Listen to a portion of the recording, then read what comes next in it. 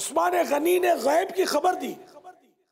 امیر المومنین حضرت سیدنا عثمان غنی ذوالنورین جامع القرآن رضی اللہ تعالیٰ عنہ ایک مرتبہ مدینہ منورہ زادہ اللہ شرفا و تعظیمہ کے قبرستان جنت البقیع کے اس حصے میں تشریف لے گئے جو حشر کوکب کہلاتا تھا. آپ رضی اللہ تعالیٰ عنہ نے وہاں ایک جگہ پر کھڑے ہو کر فرمایا ان قریب یہاں ایک شخص دفن کیا جائے گا. چنانچہ اس کے تھوڑے ہی عرصے بعد آپ رضی اللہ تعالیٰ عنہ کی شہادت ہو گئی اور باغیوں نے جنازہ مبارکہ کے ساتھ اس قدر ادھم بازی کی کہ نہ روضہ منورہ کے قریب دفن کیا جا سکا نہ جنت البقیع کے اس حصے میں مدفون کیے جا سکے جو صحابہ کبار یعنی بڑے بڑے صحابہ کرام علیہم رضوان کا قبرستان تھا، بلکہ سب سے دور الگ تلک حشر کوکب میں سپرد خاک کیے گئے جہاں کوئی سوچ بھی نہیں سکتا تھا کیونکہ اس وقت وہاں کوئی قبر ہی نہ تھی.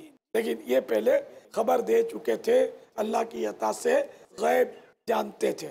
18 ذوالحجۃ الحرام 35 سن ہجری کو اللہ غنی عز و جل کے پیارے نبی مکی مدنی صلی اللہ تعالی علیہ وآلہ وسلم کے جلیل القدر صحابی عثمان غنی رضی اللہ تعالیٰ عنہ نہایت ہی مظلومیت کے ساتھ شہید کیے گئے. آپ خلفائے راشدین یعنی حضرت سیدنا ابو بکر صدیق، حضرت سیدنا عمر فاروق، حضرت سیدنا عثمان غنی اور حضرت سیدنا علی المرتضی رضی اللہ تعالی عنہم اجمعین میں تیسرے خلیفہ ہیں. آپ رضی اللہ تعالیٰ عنہ کی کنیت ابو عمر اور لقب جامع القرآن ہے. نیز ایک لقب ذوالنورین یعنی 2 نور والے بھی ہے کیونکہ اللہ پاک کے حبیب صلی اللہ تعالی علیہ وآلہ وسلم نے اپنی 2 شہزادیاں یکے بعد دیگر ایک کے بعد ایک حضرت سیدنا عثمان غنی رضی اللہ تعالی عنہ کے نکاح میں دی تھیں. آپ رضی اللہ تعالی عنہ نے آغاز اسلام ہی میں قبول اسلام کر لیا تھا.